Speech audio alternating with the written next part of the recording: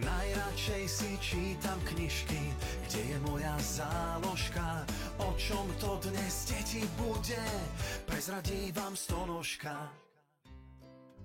Kamaráti, pozeráte najúspešnejšiu detskú stanicu na Slovensku. Stanica sa volá Jojko. No a súčasťou tejto úspešnej stanice je aj úspešný formát, ktorý hovorí o knihách.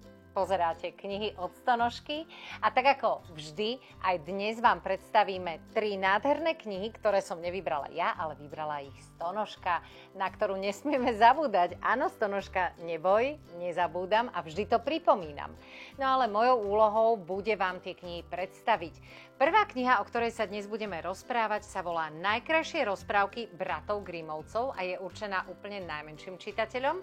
Druhá kniha sa volá Popík a jeho veľké dobrodružstva, Fígle a neplechy. No a tretia kniha, ktorú vám dnes predstavíme, je tiež zo sveta zvieratiek a volá sa Lesná škola, choď za nosom. A my v tejto chvíli ideme za knihami.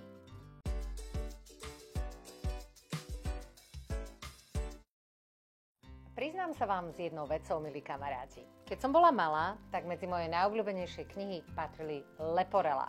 Vyzerali trošku inak ako kniha, o ktorej vám teraz budeme hovoriť spolu so Stonožkou, ale aj tejto knihe hovoríme Leporello.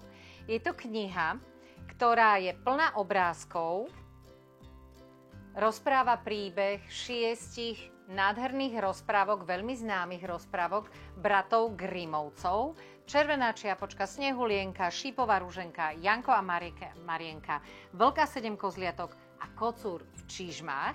No a úlohou detí bude hovoriť príbeh podľa obrázkov, ktoré vidia v tejto knihe. Okrem toho, že môžete rozvíjať spolu so svojimi deťmi ich fantáziu, tak určite rozvíjate aj ich slovnú zásobu a určite aj pozorovacie schopnosti, pretože na každej dvojstrane máte aj takto vybraté obrázky a úlohou detí bude tieto obrázky nájsť v spleti mnohých iných obrázkov.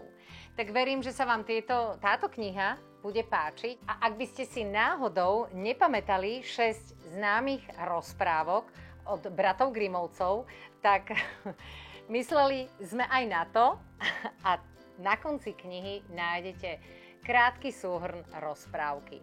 Tak verím, že sme vás trošku zaujali a táto kniha sa vám bude páčiť. Rozhodne si myslím, že by nemala chýbať v žiadnej rodine, kde sa nachádzajú malé deti, ktoré ešte nevedia čítať a učia sa rozprávať.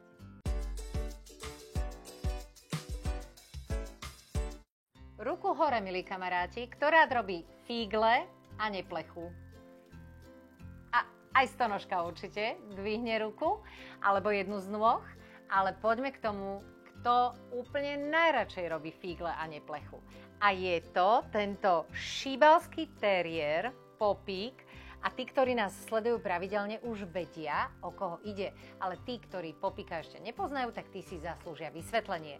Tento veľmi veselý teriér Popík je kamarátom Myšky, ktorú určite poznáte. Myška vedie veterinárnu kliniku, pomáha zvieratkám a veľmi ochotne jej pomáha aj tento Popík, vtipný, milý teriér s krásnymi, veselými očkami. A v tejto knihe Popík si vyberie nového kamaráta, je ním dalmatínec, s ktorým sa spolu hrajú, napríklad skúšajú nové cirkusové kúsky, na hodine matematiky počítajú maškrty, ktoré im padajú do brúška, keď prší, hrajú sa na schovávačku, ale dalmatínec Leopard vôbec nevie zostať potichu.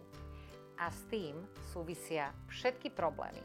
A ako ich spolu vyriešia, tak to sa dozviete v knihe, ktorá nesie názov Popík a jeho veľké dobrodružstva Fígle a neplechy. Tak verím, že sa vám aj táto kniha bude páčiť.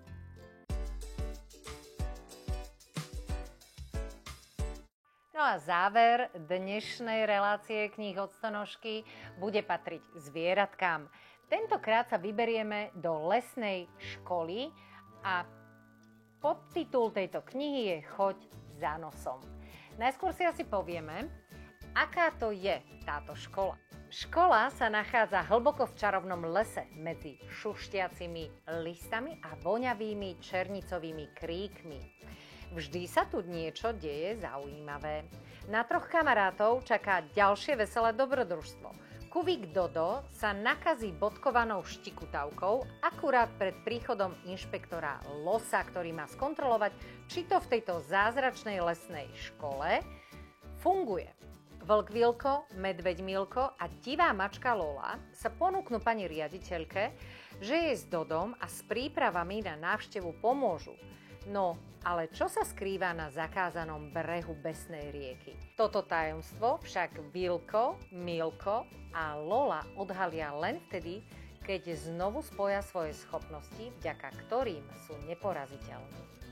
A či sa to týmto 3 kamarátom podarí a vyriešia túto záhadu, tak to sa dozviete v knihe, ktorá sa volá Lesná škola, choď za nosom. Ja verím, milí kamaráti, že sa vám všetky 3 knihy, o ktorých sme dnes hovorili, budú páčiť. Dajte nám o tom samozrejme vedieť, využite všetky naše siete a ja sa teším, kedy sa opäť stretneme spolu so Stonožkou a budeme sa rozprávať o ďalších nových knihách. Ahojte! Ten, kto veľa knižiek číta, ten sa málo